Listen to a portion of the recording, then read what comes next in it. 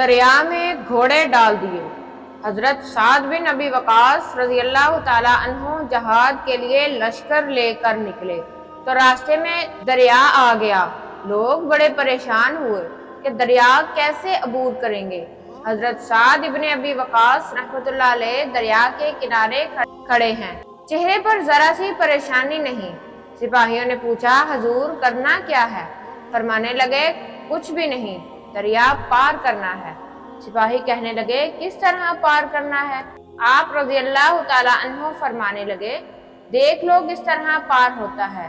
اقبال کہتا ہے، دشت تو دشت دریا بھی نہ چھوڑے ہم نے، بحرے ظلمات میں دوڑا دیے گھوڑے ہم نے۔ حضرت سعد بن وقاص رضی اللہ تعالیٰ عنہ دریا کے سامنے کھڑے ہو کر فرمانے لگے، او دریا، تو حضرت موسیٰ علیہ السلام کی نافرمان قوم کو تو رستہ دیا کرتا تھا، اور ہم تو محمد صلی اللہ علیہ وآلہ وسلم کے فرما بردار غلام ہیں، ہمیں کیوں نہیں رستہ دیتا؟ دریا نے رستہ چھوڑ دیا، اندر گھوڑے دوڑائے، گھوڑے دریا کے اس پار آ گئے۔ حضرت سعد بن ابی وقاص رضی اللہ تعالیٰ عنہ فرمانے لگے، میرے محبوب کے صحابہ، تمہاری کوئی چیز تو نہیں رہ گئی دریا میں؟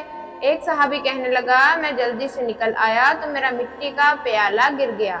تو حضرت سعد بن ابی وقاص رضی اللہ تعالیٰ عنہ دریا سے کہنے لگے، ہم مسافر بندے ہیں، سفر پر جا رہے ہیں، کہاں پیالہ ڈھونڈتے پھریں گے؟ مہربانی کر کے وہ پیالہ واپس کر دیں۔ ایک لہر آئی اور پیالہ بھی واپس کر دیا۔ اس واقعہ کو اہل فارس حیرت سے دیکھ رہے تھے اور انگشت بندان تھے کہ وہ دریا کی بکھری موجوں کو کس پرسکون انداز سے عبور کر رہے ہیں۔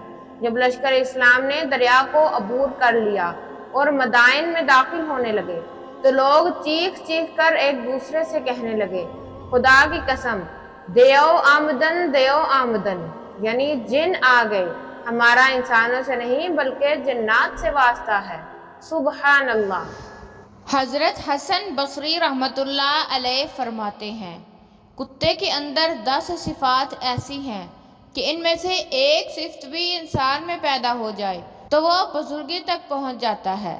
نمبر 1، کتے کے اندر قناعت ہوتی ہے، جو مل جائے اس پر قناعت کر لیتا ہے، راضی ہو جاتا ہے، یہ قانعین اور صابرین کی علامت ہے۔ نمبر 2، کتا اکثر بھوکا رہتا ہے، یہ صالحین کی علامت ہے۔ نمبر 3، کوئی دوسرا کتا اس پر زور کی وجہ سے غالب آ جائے تو وہ اپنی جگہ چھوڑ کر دوسری جگہ چلا جاتا ہے، یہ راضین کی علامت ہے۔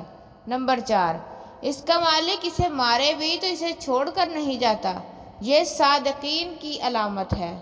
نمبر 5، اگر اس کا مالک کھانا کھا رہا ہو تو یہ باوجود قوت اور طاقت کے اس سے کھانا نہیں چھینتا، دور سے بیٹھ کر ہی دیکھتا رہتا ہے، یہ مسکین کی علامت ہے۔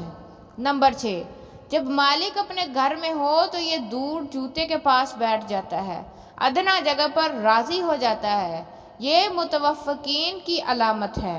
نمبر 7، اگر اس کا مالک اسے مارے اور یہ تھوڑی دیر کے لیے چلا جائے، پھر مالک اسے دوبارہ ٹکڑا ڈال دے تو یہ دوبارہ آ کر کھا لیتا ہے، ناراض نہیں رہتا، یہ خاشعین کی علامت ہے۔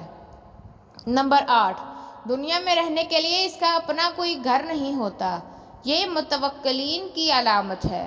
نمبر 9، رات کو یہ بہت کم سوتا ہے، یہ محبین کی علامت ہے۔ نمبر 10، جب مرتا ہے تو اس کی کوئی میراث نہیں ہوتی، یہ زاہدین کی علامت ہے۔ اللہ تعالیٰ نیکی کرنے اور نیکی کی تلقین کرنے کی توفیق عطا فرمائے، آمین ثم آمین۔